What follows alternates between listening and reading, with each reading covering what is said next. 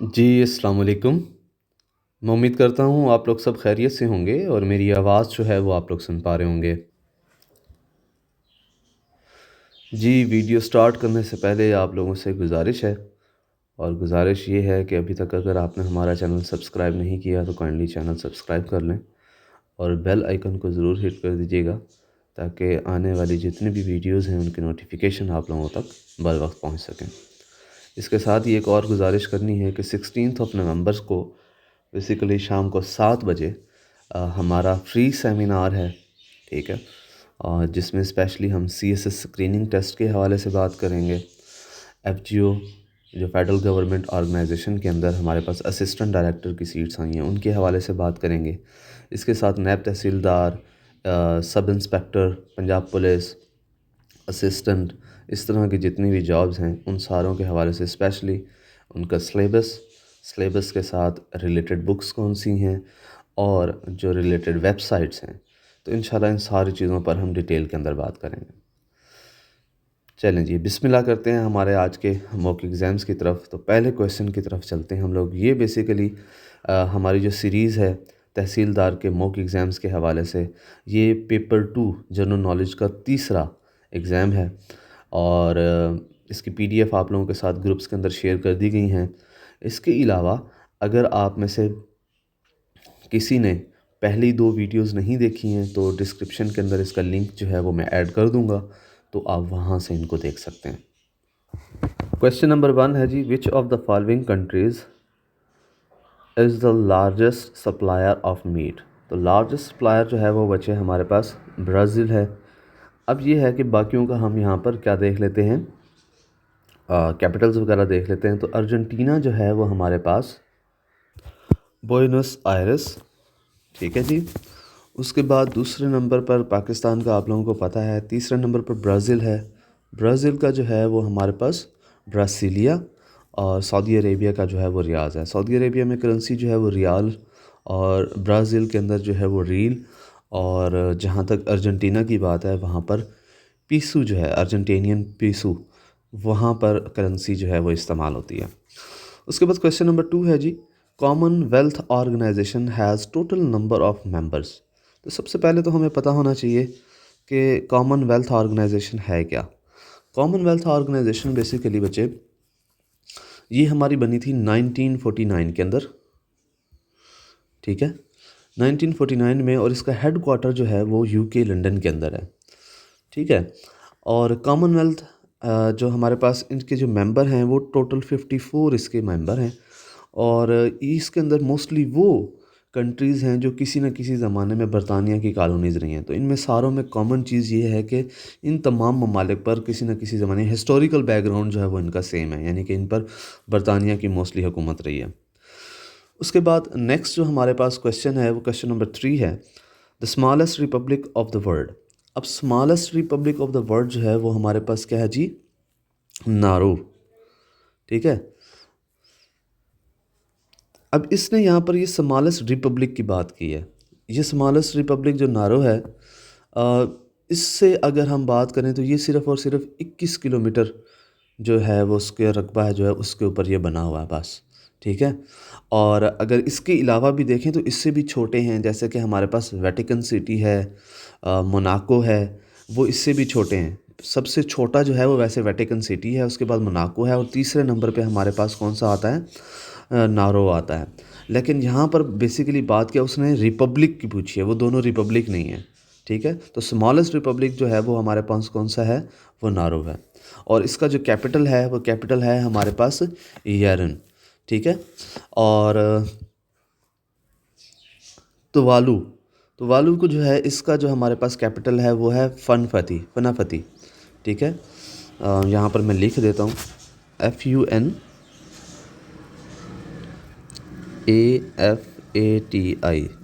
ठीक है जी। उसके बाद नेक्स्ट है जी क्रीबिती। इसका जो है वो हमारे पास है त्रावा, कैपिटल। उसके बाद है समोआ, समोआ का है अपिया। नेक्स्ट कहता है जी D8 summit was held in which country. D8 से मुराद होता है जी डेवलपिंग 8, और ये मुस्लिम स्टेट्स पर मुश्तमिल है, ठीक है। डेवलपिंग एड जो है वो हमारे पास फाउंड हुई थी जनाब कब, जून 1997 के अंदर ये बनी थी। T8 पाकिस्तान भी इसका मेंबर है और ये डेवलपिंग एड कंट्रीज़ हैं। और इसकी जो लास्ट समिट हुई है बच्चे, लास्ट समिट जो है वो इसकी कहाँ पर हुई है, वो हुई है बांग्लादेश के अंदर। ठीक है,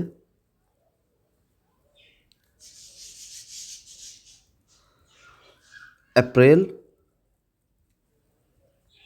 2021 में। तो इसमें इसका कोई आंसर नहीं है, ये जहन में रखिएगा। उसके बाद वियतनाम जो है वो इसका जो कैपिटल है वो हमारे पास हनोई है।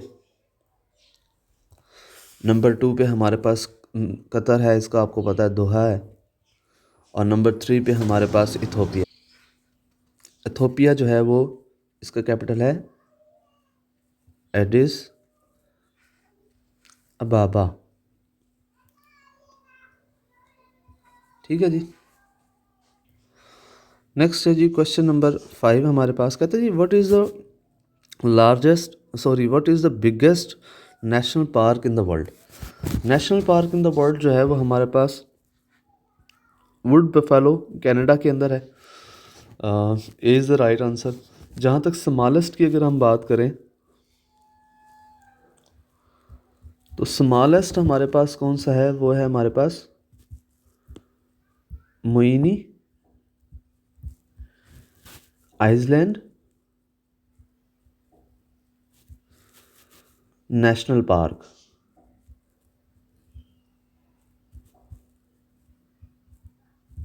ये हमारे पास जो साउथ अमेरिका कॉन्टिनेंट है बिल्कुल उसके साथ एक छोटा सा हमारे पास मुल्क है, आइलैंड है, जिसे हम सेशल्स के नाम से जानते हैं। ये उस मुल्क के अंदर है और इसका टोटल एरिया जो है वो 22 एकड़ है इस पार्क का। ठीक है। नेक्स्ट है जी which country was the first to introduce old age pension. तो ओल्ड एज पेंशन सिस्टम जो है वो सबसे पहले जर्मनी ने स्टार्ट किया था, जिसका कैपिटल बर्लिन है। नेक्स्ट फ्रांस, जिसका कैपिटल पेरिस है। उसके बाद रोम इटली और ऑस्ट्रिया जो है वो वियना। नेक्स्ट है जी who is the only American president elected unopposed. Unopposed ज़ाहिर बात है फर्स्ट वन था और वो कौन है, जॉर्ज वाशिंगटन है। दूसरे नंबर पे थॉमस जेफरसन की बात करें तो थॉमस जेफरसन थर्ड थे और थॉमस जेफरसन वो भी थे जिन्होंने कॉन्स्टिट्यूशन ऑफ अमेरिका राइट किया था। और जॉन एडम जो थे वो सेकंड प्रेसिडेंट थे और इब्राहम लिंकन जो है वो 16th प्रेसिडेंट ऑफ अमेरिका थे। In 1953, what was first successfully transmitted in United States of America। तो ये कलर टेलीविज़न है। और जहाँ तक अब हम बात करें ब्लैक एंड वाइट टेलीविज़न की तो इसकी ट्रांसमिशन जो है वो 1926 के अंदर हुई थी। और रेडियो की अगर हम ट्रांसमिशन की बात करें तो वो हमारे पास 1900 जनवरी के अंदर। और उसके बाद अगर फ़ोन की हम बात करें तो 1876 के अंदर जो है वो इनकी ट्रांसमिशंस जो हैं वो हुई हैं। उसके बाद who has won the most Oscars. तो इसमें हमारे पास जो हैं वो वॉल्ट डिज़नी हैं। वॉल्ट डिज़नी वो है जिन्होंने सबसे ज़्यादा जो हैं वो अवार्ड्स जो हैं वो लिए हैं। जहाँ तक अगर हम बात करें लुइस ब्लेटियोट की तो ये हमारे पास वो हैं जिन्होंने इन्वेंट किया था हेड लैम्प को। अब आप सोच रहे होंगे हेड लैम्प क्या होता है। ये इन्होंने कार्स के लिए बनाया था, फॉर कार्स। हेड लैम्प जो है वो सर के ऊपर ही वो एक बत्ती सी लग जाती है। तो आप कार्स के ऊपर बैठ के तो उस टाइम पे वो क्योंकि हेडलाइट सिस्टम नहीं होता था तो वो कार पर आपके सर के ऊपर ही भी रोशनी लग जाती थी, तो वहाँ से आप आसानी से ट्रैवल कर सकते थे रात के टाइम पे। उसके बाद डॉगलस ब्रदर है। डॉगलस ब्रदर जो हैं ये बेसिकली रॉयल एयरफोर्स यूके के अंदर एक पायलट थे जिन्होंने सेकंड वर्ल्ड वार के अंदर क्या किया था, एज अ पायलट के तौर पर अपनी ड्यूटी सर अंजाम दी थी। और इनको 21 फतूहात हासिल हुई थी, 21 विक्ट्रीज़ इनके नाम पर हैं। उसके बाद हैं जी मार्गरेट मिचल। मार्गरेट मिचल जो हैं वो यूएस नावलिस्ट हैं, जर्नलिस्ट हैं, ये एक फ़ीमेल हैं। अच्छा जी which is the most traded product in the world, the most traded product जो है वो हमारे पास ऑयल है। उसके बाद नेक्स्ट कहता है जी कुतुबुद्दीन। अब कुतुबुद्दीन बेसिकली कौन थे जी? Qutbuddin died while playing. Qutbuddin जो है ये बेसिकली मोहम्मद जो गौरी थे, ये उनके जर्नैल थे, और उनकी वफ़ात के बाद इन्होंने हुकूमत संभाली, जिसे हम मोस्टली स्लेव डायनेस्टी के नाम से जानते हैं। 14 नवंबर 2010 के अंदर ये ड्यूरिंग द प्लेइंग पोलो पोलो खेलते हुए इनका इंतकाल हुआ था, और इनको लाहौर के अंदर जो है वो बरीड किया गया। कहते जी with whose forces Babur met in the field of Panipat and while defeating it and capture Delhi and Agra. अब यहाँ पर अगर हम बात करें तो ये बेसिकली कौन है जी? इब्राहिम लोधी हैं। इब्राहिम लोधी।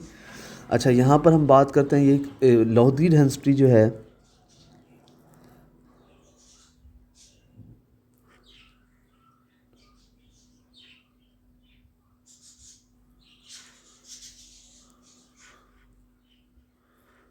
ये 1451 से लेकर 1556 तक ये चली। ठीक है, लोधी डायनेस्टी जो है इसमें सबसे पहले जो थे वो बहलोल लोधी। ठीक है, बहलोल लोधी के बाद इनके जो बेटे थे वो थे सिकंदर सिकंदर लोधी, और सिकंदर लोधी के फिर बेटे थे कौन? इब्राहिम लोधी। तो ये चीज़ें आप जहन में रखेंगे। उसके बाद नेक्स्ट है जी the name of the Babur autobiography. तो ऑटोबायोग्राफी जो है वो बेसिकली बाबर ने जो लिखी थी वो उसने टर्किश लैंग्वेज में लिखी थी, जिसका जो उन्वान था वो था तुज़ाके बाबरी, जिसे फिर बाद के अंदर क्या किया गया? उर्दू के अंदर ट्रांसलेट किया गया, इंग्लिश के अंदर ट्रांसलेट किया गया, और डिफरेंट नाम। तो उर्दू में जब ट्रांसलेट किया गया तो उसका नाम फिर बाबरनामा पड़ा। तो बाबरनामा के नाम से आप लोगों ने कई बार सुना होगा, क्लास के अंदर भी मैंने ये बात डिटेल में डिस्कस की थी। ठीक है, तो क्या है जी तुज़ाके बाबरी, ये एक्चुअल उन्वान जो जेन्युइन उन्वान है वो ये है। आप उसको बाबरनामा के नाम से भी जानते हैं, खैर ये इसका ऑप्शन तो बिल्कुल भी नहीं है। Who was the strongest enemy of Humayun. और अब हम हुमायूं की अगर हम बात करें तो हुमायूं का जो दौर हुकूमत है वो आता है जी हमारे पास 1530 से लेकर इसकी कहानी स्टार्ट हुई 1556 तक हुमायूं की। लेकिन इस दौरान में 1540 में क्या होता है? शेर शाह ऑफ बंगाल जो हैं, शेर शाह ऑफ सूरी, वो क्या करते हैं? हमला कर देते हैं हुमायूं के ऊपर, और हुकूमत जो है वो इनके पास आ जाती है। 1540 से लेकर 1545 तक शेर शाह सूरी ने यहाँ पर हुकूमत की। 1545 में शेर शाह सूरी का इंतकाल हो गया। इसके बाद इनके बेटे इस्लाम शाह सूरी और बाकियों ने हुकूमत की, और वापस with the help of Shah of Iran Humayun ने 1555 के अंदर दोबारा से हुकूमत अपनी हासिल की, और 1556 में इसका इंतकाल हो गया। कहाँ से? अपनी पर्सनल लाइब्रेरी की सीढ़ियों से ये गिरा, और इस तरह से इसका इंतकाल हो गया। उसके बाद है जी नेक्स्ट हमारे पास 15 red fort of Delhi was built by which Mughal king. तो विच मुग़ल किंग की अगर हम बात करें तो रेड फोर्ट जो है वो हमारे पास 1638 के अंदर ये बना, रेड फोर्ट, जिसे हम लाल किले के नाम से भी जानते हैं। और इसके आर्किटेक्ट कौन थे? उस्ताद अहमद लाहौरी। और उस्ताद अहमद लाहौरी वो भी थे जिन्होंने ताज महल भी डिज़ाइन किया था। तो ताज महल और लाल किला ये दोनों उस्ताद अहमद लाहौरी के हैं, ये उनके आर्किटेक्ट्स थे। और ये बेसिकली बना किसके ज़माने के अंदर? ये बना है जी शाहजहाँ के ज़माने के अंदर। और आपको पता है कि शाहजहाँ के ज़माने के अंदर इस तरह के और भी बहुत सारी जो शाहकार्स हैं वो तैयार हुए हैं। ठीक है, अब यहाँ पर जहन में रखिएगा, शाहजहाँ के जो वालिद थे वो थे जहांगीर, और जो जहांगीर के वालिद थे वो थे अकबर। ठीक है, तो ये भी आप लोगों ने यहाँ पर, ये मैं पहले भी डिस्कस कर चुका हूँ, और क्लास के अंदर तो हम ये बड़े बड़े बेहतरीन तरीके से हम ये सारी चीज़ें तैयार कर चुके हुए हैं। उसके बाद 16 पर आ जाएं।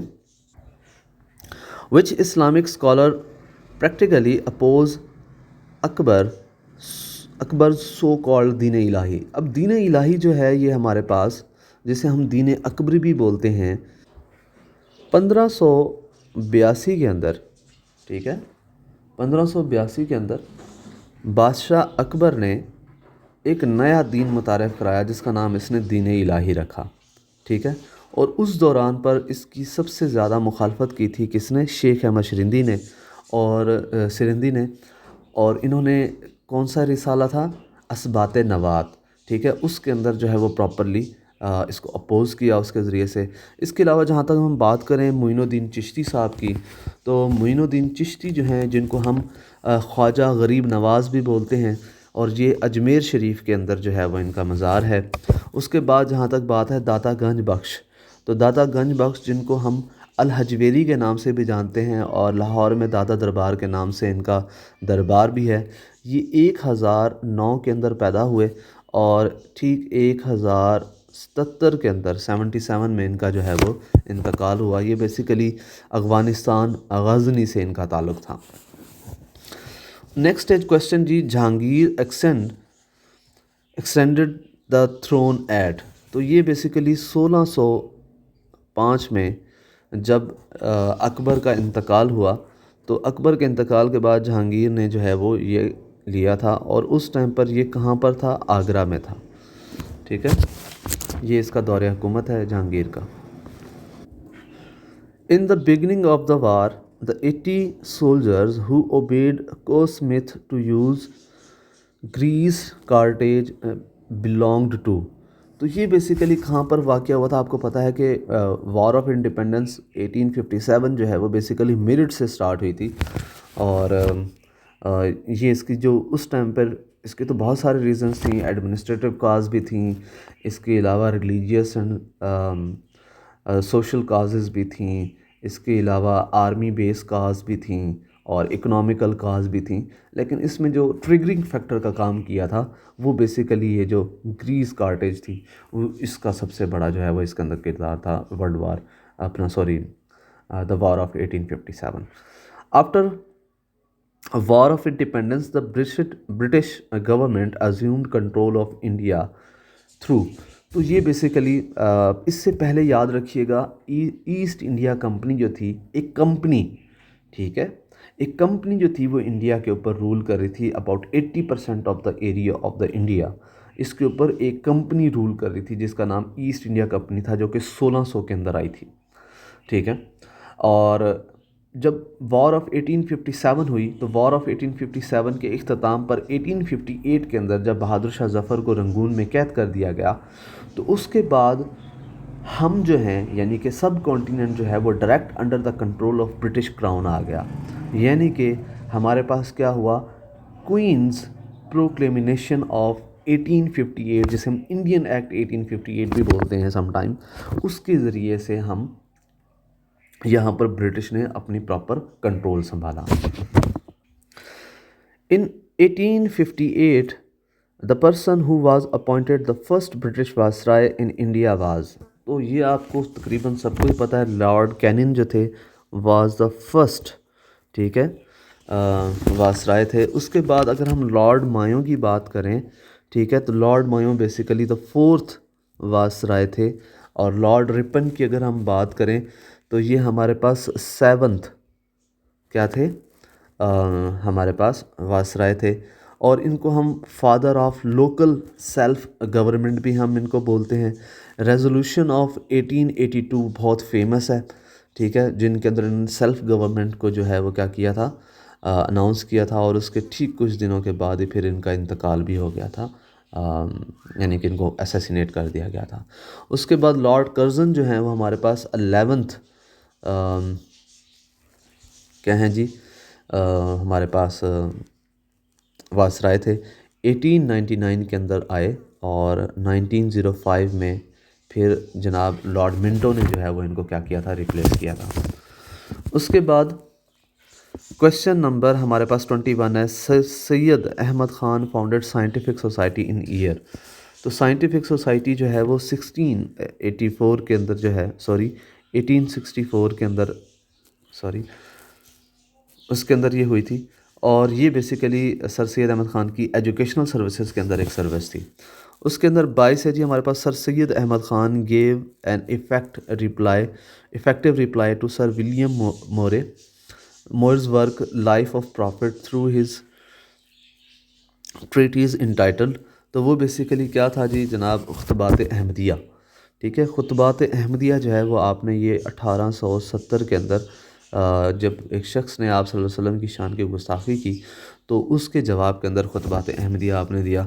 इसके अलावा अगर हम ताबीन कलाम की बात करें तो ताबीन कलाम जो है वो हमारे पास 1863 के अंदर ये लिखा गया था। ठीक है। और ये बेसिकली बाइबल जो होती है, सॉरी, बाइबल जो होती है उसका फ़िलासफ़िकल वे के अंदर जो है क्या किया गया था, तफसीर लिखी थी सर सैयद अहमद ख़ान ने। इसका बुनियादी मकसद similarities between Quran and Bible, और बाइबल के अंदर कुरान के हवाले से जो चीज़ें थीं उनको इसके अंदर वजाहत की। उसके बाद रिसाला तहज़ीबुल इखलाक जो है वो ये तकरीबन 1871 से लेकर 1897 तक ये रिसाला जो है तहज़ीबुल इखलाक चलता रहा, जो कि मुसलमानों के अंदर तहज़ीब व इखलाक के परवान चढ़ाने के लिए एक अहम किरदार अदा करता रहा। उसके बाद है जी असारुल असनादीद। अब ये बेसिकली 1847 के अंदर सर सैयद अहमद ख़ान ने लिखा था, और इसके अंदर जो हिस्टोरिकल मोनूमेंट्स थे उनके हवाले से बात की, पास्ट ग्लोरी की बात की, ठीक है, इंडियन सब कॉन्टिनेंट की, तो इन सारी चीज़ों के हवाले से बात की।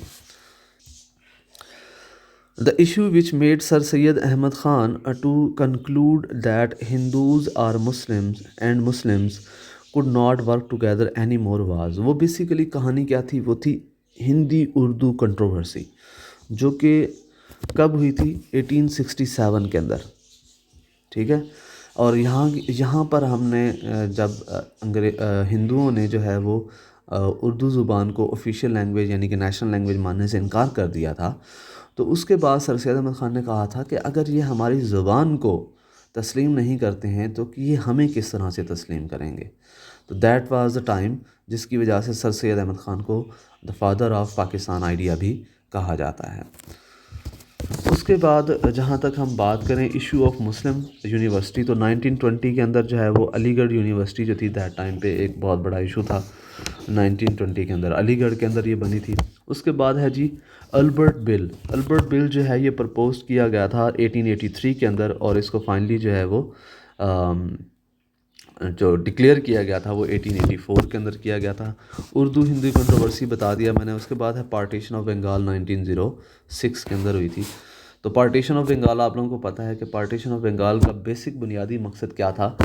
इसका बुनियादी मकसद ये था कि उस टाइम पर जो अंग्रेज़ थे उनके लिए एडमिनिस्ट्रेशन के हवाले से बहुत ज़्यादा इशू हो रहा था। बंगाल एक ऐसा सूबा था जिसकी आबादी तकरीबन 8 करोड़ के करीब थी, और ये इसका जो एरिया था वो 6 लाख किलोमीटर स्क्वायर पे फैला हुआ था।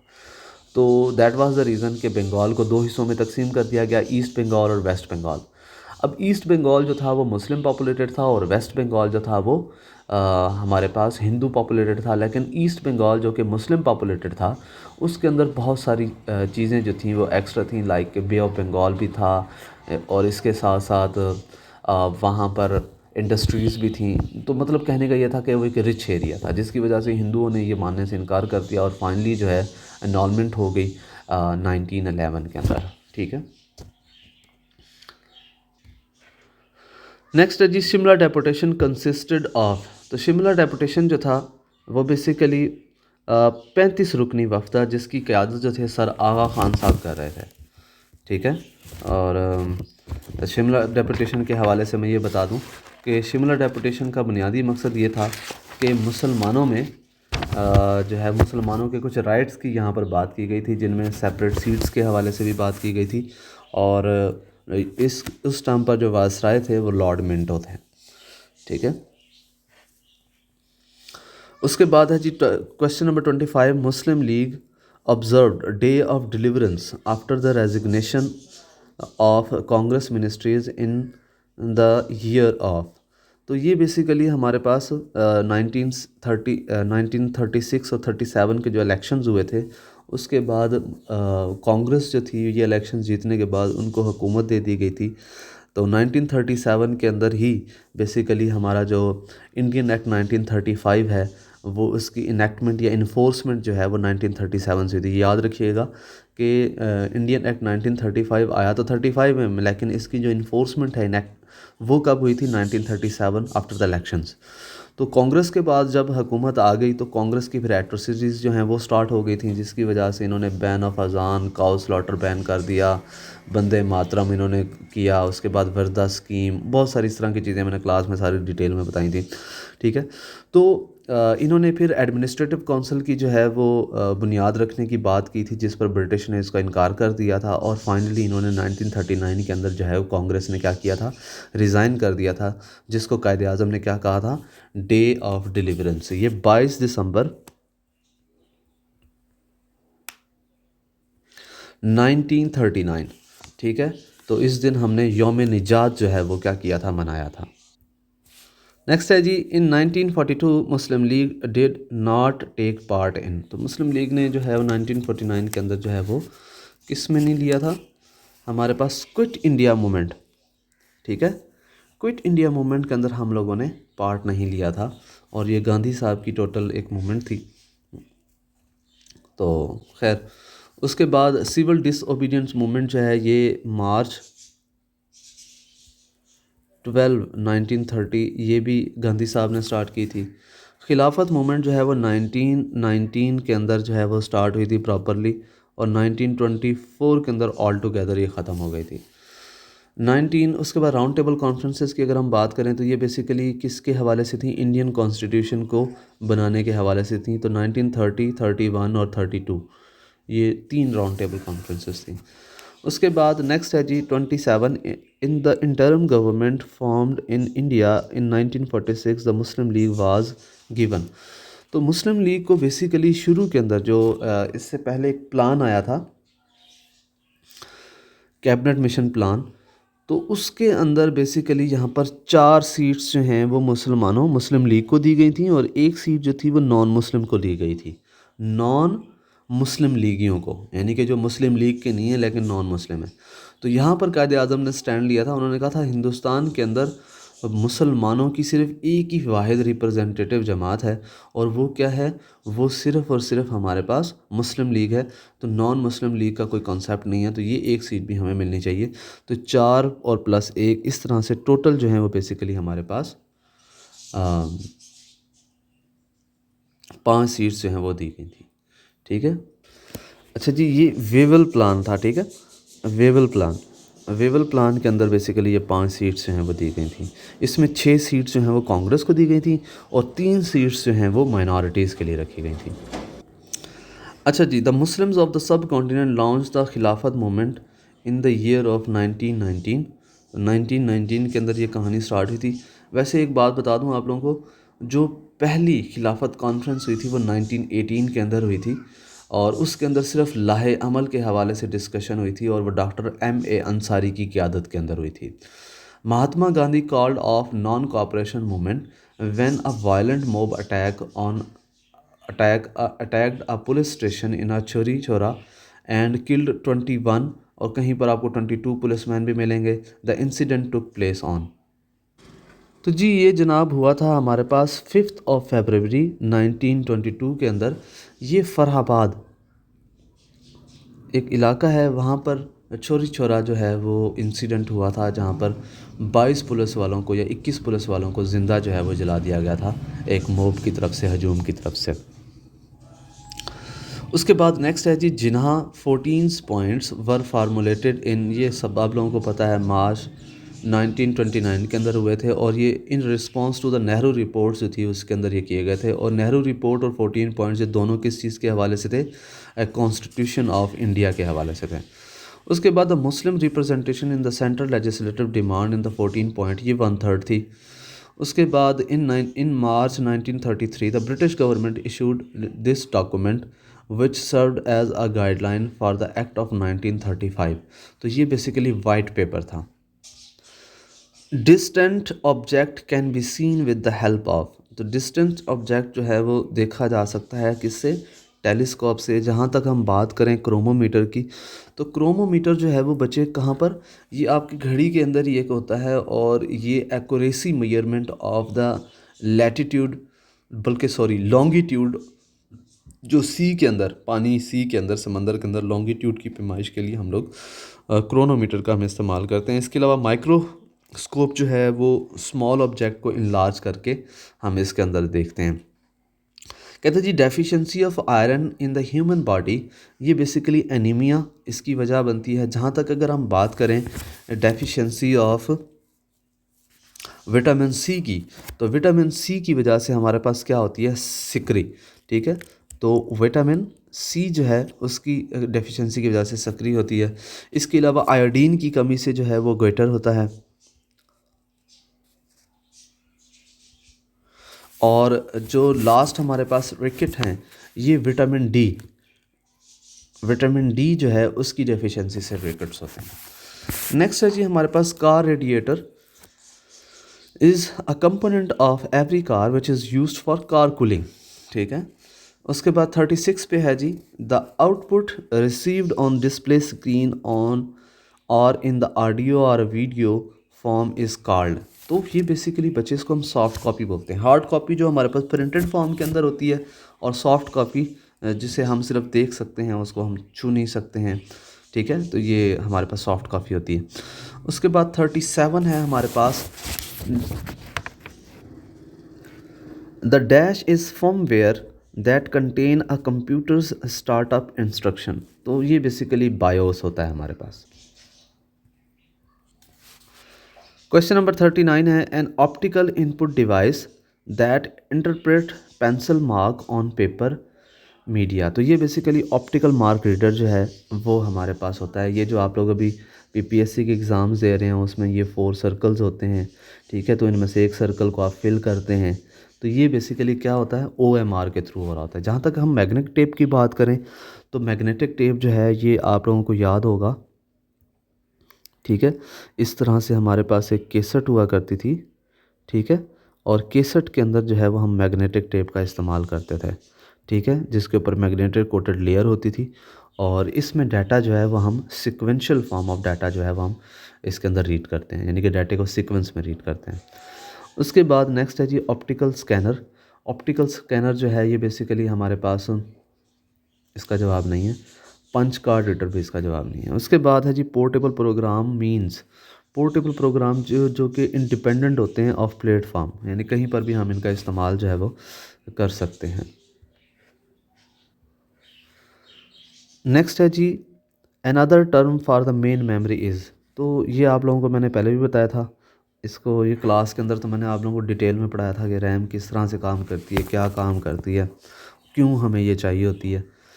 तो another term for main memories RAM का भी हम यहाँ पर बात करते हैं। उसके बाद कहता है जी most advanced form of ROM होता है रीड ओनली मेमोरी, और इसकी मोस्ट फॉर्म है इरेजेबल, हमारे पास electronically erasable programmable read only memory. ठीक है, electronically erasable programmable read only memory. उसके बाद नेक्स्ट है जी हमारे पास when was the first email sent. तो फर्स्ट ईमेल जो थी वो 1971 के अंदर सेंड की थी गई। An error is known as, also हम इसको बग बोलते हैं, बग को हम एरर भी बोलते हैं। और डीबगिंग क्या बोलते हैं, एरर को ख़त्म करने के अमल को। और कर्सर क्या होता है, जो स्क्रीन पे आपको नज़र आ रहा होता है। और आइकन क्या होता है, जो डेस्कटॉप के ऊपर हमारे पास शॉर्टकट कीज़ होती हैं, ये जो दूसरी चीज़ें उनको हम आइकन बोलते हैं।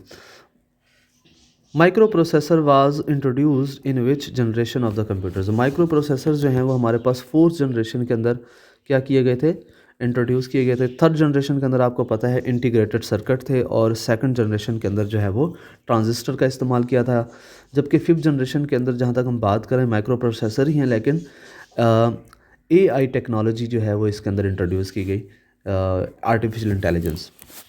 उसके बाद the basic architecture of the computer was developed by.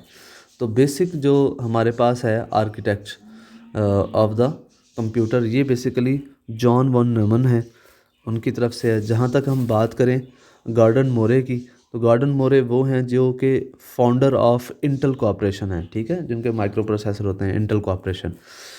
उसके बाद नेक्स्ट है जी चार्ल्स बैबेज, तो फादर ऑफ कंप्यूटर इनको कहा जाता है। और ब्लेसी पास्कल जो हैं, इन्होंने फ़िज़िक्स के अंदर भी काम किया, जो पास्कल्स लॉ है। ठीक है, तो फिज़िक्स, ये बेसिकली साइंटिस्ट हैं। उसके बाद BCD क्या है जी, हमारे पास binary code decimal. Shortcut key to quit Microsoft Word PowerPoint Access Excel ETC इन सारों के लिए आपको पता है Alt+F4 का हम इस्तेमाल करते हैं। टच स्क्रीन जो है वो हमारे पास क्या है, वो इनपुट भी है आउटपुट भी है, यानी कि हमारे पास C is the right answer both A and B. ठीक है, तो इनपुट भी है और आउटपुट भी है। क्वेश्चन नंबर 50 है, a number of letters that appears little above the normal text is called. तो ये बेसिकली कहना क्या चाह रहा है कि लिटिल अबव, यानी कि अगर मैं यहाँ पर लिखूँ 5⁶, ठीक है, तो 5⁶ जो लिटिल अबव हमने लिखा है इसको हम क्या बोलते हैं, इसको हम बोलते हैं सुपरस्क्रिप्ट। ठीक है, इसी तरह से अगर मैं लिखूँ H2O, तो ये नॉर्मल से थोड़ा सा नीचे है, तो इसको हम बोलते हैं सबस्क्रिप्ट। ठीक है, सुपर टेक्स्ट और टॉप टेक्स्ट को छोड़ दें। नेक्स्ट है जी, name the desktop database application that is the part of Microsoft suite, तो वो MS एक्सेस है। Question number 52, in Microsoft Word a master document contain links of sub documents. ज़ाहिर बात है जी, लिंक्स वो रखती है अपने पास, इसीलिए तो हम उसको मास्टर बोलते हैं। Which feature starts a new line when ever a word और सेंटेंस रीच्ड अ बॉर्डर, तो बॉर्डर पे जैसे पहुँचते नई लाइन खुद ब खुद स्टार्ट हो जाती है, हम टेक्स्ट रैपिंग बोलते हैं। Text styling feature for MS word is, तो ये हमारे पास क्या होता है, word art. What is the shortcut की फॉर इंक्रीज फॉन्ट, तो इंक्रीज़ के लिए ये हमारे पास है, डिक्रीज़ के लिए ये है हमारे पास, ये डिक्रीज़ के लिए है, और ये अटैलिक के लिए। क्वेश्चन नंबर 56 है जी, green line in Microsoft Word document represent, तो ग्रीन लाइन जो है वो हम कहाँ पे इस्तेमाल करते हैं, ग्रामेटिकल एरर्स के लिए। ठीक है, स्पेलिंग एरर के लिए जो है वो हम रेड लाइन। ठीक है, और ये अगर कॉन्टेक्चुअल कोई मिस्टेक होती है तो उसको फिर हम contextual spelling mistakes, like it के आगे हमने क्या लिखना था, या शी के आगे अगर हमने गो लिख दिया है तो वो फिर ब्लू से इसको वो क्या कर देगा, हाईलाइट कर देगा, तो वो कहेगा भाई इसको शी गोज़ करो। ठीक है, तो इस तरह की मिस्टेक सेंटेंस एरर के अंदर, यानी कि वो उसके अंदर आ जाती हैं ब्लू लाइन के साथ। In the context of the Microsoft Word there is a feature called gutter margin, तो गटर मार्जिन का बजाय हम इस्तेमाल कहाँ पे करते हैं, हम गटर मार्जिन का इस्तेमाल करते हैं आप लोगों के डॉक्यूमेंट बाइंडिंग के लिए। नेक्स्ट क्वेश्चन है जी हमारे पास, which of the following is the page margin, तो पेज मार्जिन जो है वो हमारे पास ये पेज मार्जिन है नैरो। ठीक है, तो नॉर्मल होता है, नैरो होता है, इस तरह से। ये पेज साइज़ है, ये पेज साइज़ की बात हो रही है लीगल की, तो हम साइज़ की बात नहीं कर रहे, हम मार्जिन की बात कर रहे हैं। कहते जी, which of the following is not a paper size, legal भी हमारे पास पेपर साइज़ होता है, लैंडस्केप नहीं है। ठीक है, एग्जीक्यूटिव भी होता है, A3 भी होता है, A3 बहुत बड़ा होता है। लैंडस्केप जो है वो हमारे पास ओरिएंटेशन है, ना कि पेपर का साइज़ है। A control plus enter commanded will, command will क्या करेगी, ये बेसिकली क्या करती है जी, हमारे पास क्रिएट अ न्यू पेज। ठीक है, न्यू पेज जो है वो हमारे पास आ जाता है पेज ब्रेक के बाद। 61 है जी, MS word control plus shift plus C is the shortcut की ऑफ, तो ये हमारे पास कॉपी फॉर्मेट पेंटर। ठीक है, उसके बाद है जी shimmer sparkle sparkle text blinking background ETC are known as, ये सारे क्या हैं हमारे पास, टेक्स्ट इफेक्ट हैं।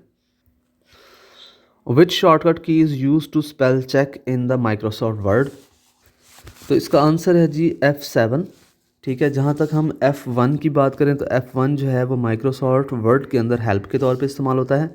F2 जो है वो मूव टेक्स्ट के लिए हम इस्तेमाल करते हैं, और विंडोज़ के अंदर, ये वर्ड की बात करूँ, विंडोज़ में F2 का इस्तेमाल जो है वो हम रीनेम के लिए करते हैं। ठीक है, F9 जो है वो हमारे पास किस लिए होता है, ये अपडेट अ फील्ड, किसी भी फील्ड को अपडेट करने के लिए F9 का हम इस्तेमाल करते हैं। Border can be applied to, border किसके ऊपर अप्लाई हो सकते हैं, सेल पे भी हो सकते हैं, टेक्स्ट पे भी हो सकते हैं, पैराग्राफ पे भी, तो all of above. 65 pressing F8 की फॉर 3 टाइम्स सिलेक्शन, 3 टाइम आप एक भी लाइन के ऊपर जैसे ही आप F8 सॉरी जब प्रेस करेंगे तो आपका जो होल सेंटेंस है वो सिलेक्ट हो जाएगा।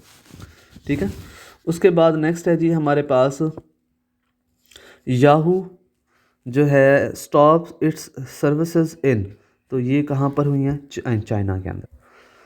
Question number 67, which country approves world's first oral pill to treat COVID. तो यूके है बेसिकली जी। ये करंट अफेयर्स का हमारा पोर्शन है। When was Shanghai Cooperation Organisation 2021 meeting was held. तो शंघाई कोऑपरेशन ऑर्गेनाइजेशन आप लोगों को पता है जी। तो शंघाई कोऑपरेशन ऑर्गेनाइजेशन, इसकी मैं डिटेल आप लोगों को प्रीवियस जो हमारा लेक्चर हुआ था उसके अंदर मैंने डिटेल में बता दी थी। वो अगर आप लोगों ने सुना होगा तो उसका आइडिया होगा। बस यहाँ पे बता देता हूँ कि ये जून 2001 के अंदर बनी थी। बाकी सारी स्टोरीज़ की मैंने प्रीवियसली बता दी थी। और ये जो अभी हुई है ये 14 जुलाई को हुई है। Naftali Bennett is the prime minister of Israel. ये बेसिकली बचे 13th प्राइम मिनिस्टर हैं, ठीक है, इसराइल के। और ये 13 जून ऑफ 2021 के अंदर ये आए हैं।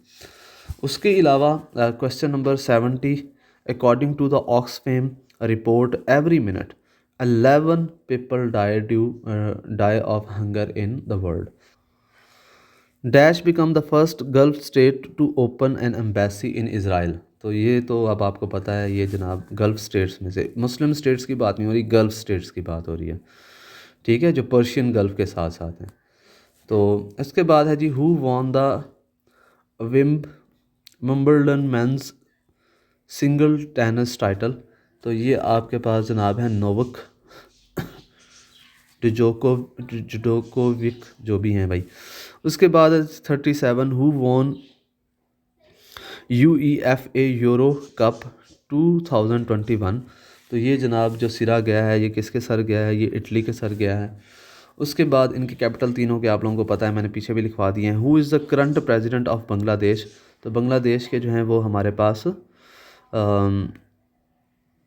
अब्दुल हमीद हैं। और प्राइम मिनिस्टर का आपको पता ही है कि हसीना साहिबा, हसीना Wajid.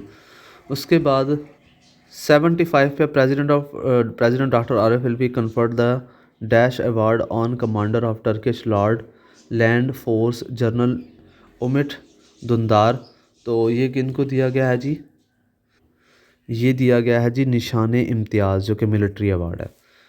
Dash the United States launches joint naval exercise Sea Breeze drills in the Black C.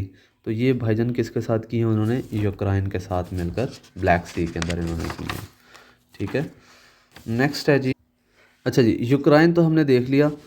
Slovakia जो है इसका अगर हम कैपिटल देखें तो वो हमारे पास क्या है जी, ब्रातिस्लावा, ठीक है, ब्रातिस्लावा। और जहाँ तक हंगरी है, हंगरी का है बुडापेस्ट, बेलारूस का है मिन्स्क, और यूक्रेन का जो है वो है कीव, KIEV।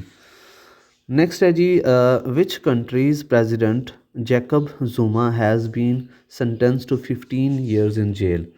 ठीक है, तो ये साउथ अफ्रीका के हैं। जहाँ तक ज़ैम्बिया की बात है, इसका कैपिटल क्या है, LYSAKA लसाका। जिम्बाब्वे का है जी हरारे। और तंजानिया का है जी डोडोमा। नेक्स्ट है जी, who is the Pakistani appointed as KFC global CEO। तो ये साबिर सैम है जी। उसके बाद how many universities from Pakistan have made it to the top 1000 in Times Higher Education World University Ranking 21 जी। ये हमारे पास 21 ईयर्स है, 21 आपने याद रखना है इस तरह से। The virtual youth Scrabble championship 2021 was hosted by Pakistan के ज़िम्मे जनाब ये रहा है। क्वेश्चन नंबर 81 है जी, the bodies of climber Muhammad Ali Sadpara, ठीक है, Iceland's John Snorri were found on K2 on. तो ये कब हुई हैं भाई, ये हुई हैं 6 जुलाई 26 2021 के अंदर। Pakistan is going to set up first ever Amazon facilitation centre in Multan. Which of the following country did not host ICC World Cup T20 so far. तो पाकिस्तान के पास जनाब अभी तक हमने नहीं की। पाकिस्तान और Uzbekistan to develop film on the which Mughal king. तो वो बाबर हैं जी। इस्लामियात का पोर्शन यहाँ से स्टार्ट हो रहा है जी। किरामन कातिबीन मीन्स इलस्ट्रेरियस हमारे पास क्या होते हैं, राइटर्स होते हैं। उसके बाद Sulh Hudaybiyyah was signed between Muslims and people of Mecca. और a person who is liable to pay ज़कात इज़ कॉल्ड, उसको हम साहिब निसाब बोलते हैं। और शिवाल इज़ द मंथ, ये कौन सा मंथ होता है, शिवाल जो है वो हमारे पास 10th जो है वो हमारे पास क्या होता है, मंथ होता है। नेक्स्ट है जी, हज़रत अयूब अलैहिस्सलाम was known for his patience. हम कहते हैं ना हज़रत अयूब अलैहिस्सलाम का सब्र, तो अयूब जो है वो पेशेंस हमारे पास इसका आंसर है। नेक्स्ट उसके बाद है जी हमारे पास who was the second wife of holy prophet सल्लल्लाहु अलैहि वसल्लम। तो ये क्या थी, हज़रत Sawda. For how many years were असहाब काफ स्लेप्ट। तो 309 ईयर्स हैं जी। Where does the tomb of हज़रत Yahya, where does the tomb of हज़रत याह्या अलैहिस्सलाम इज़ लोकेटेड। तो ये कहाँ पर है, दमस्कस में। हाउ मैनी टाइम्स वर्ड ज़कात इज़ यूज्ड इन मक्की सूरा। इसका आंसर जी हमारे पास 22 है। नेक्स्ट है जी, battle of Hunain was fought in which हिजरा। तो ये हमारे पास है जी 8 हिजरी। इस्लामी इक़दार के मुताबिक इज़्ज़त का मेयार क्या है, तो वो है बेसिकली डी, तकवा। 97 है, मंदरजा झैल में से किस शायर की निस्बत शहर इकबाल सियालकोट से है। तो वो हमारे पास हैं जी जनाब फैज़ अहमद फैज़। हरूफ तहज्जी के एतबार से कौन सा लफ्ज़ लुग़त में पहले आएगा। ठीक है, तो इसका आप वैसे अंदाज़ा लगा सकते हैं कि कौन सा आएगा। ठीक है, तो यहाँ पर मैं बता देता हूँ, संग दिल। दर झैल में से ज़रबुल मिसल कौन सी है। तो ये हमारे पास उल्टा चोर कोतवाल को डांटे। उर्दू अदब की मशहूर शख्सियत कुरतुल ऐन हैदर की बजाय शोहरत क्या है। तो वो बेसिकली हमारे पास है नावल निगारी। चलें जी, यहाँ पे हम अपना पेपर जो है वो इख्तिताम पज़ीर करते हैं। उम्मीद करता हूँ कि काफ़ी सारी चीज़ें आप लोगों को क्लियर हो गई होंगी। ठीक है, तो बाकी मैंने आप लोगों को बता दिया है सेमिनार के हवाले से, डेट के हवाले से। तो उसकी रजिस्ट्रेशन जो है फ्री आप कर सकते हो। व्हाट्सएप नंबर गिवन है टॉप ऑफ़ द पेज, तो वहाँ पर से आप ले सकते हो। बाकी इसके अलावा अगर कोई क्यूरीज़ हैं तो वो भी आप लोग व्हाट्सएप के ज़रिए से मेरे साथ कर सकते हो। ठीक है, और इसी के साथ फिर मुझे दें इजाज़त। इंशाल्लाह नेक्स्ट वीडियो में आप लोगों के साथ मुलाकात होगी। तब तक के लिए अल्लाह रब्बुल इज़्ज़त आप लोगों का हामी नासिर हो। अल्लाह हाफ़िज़।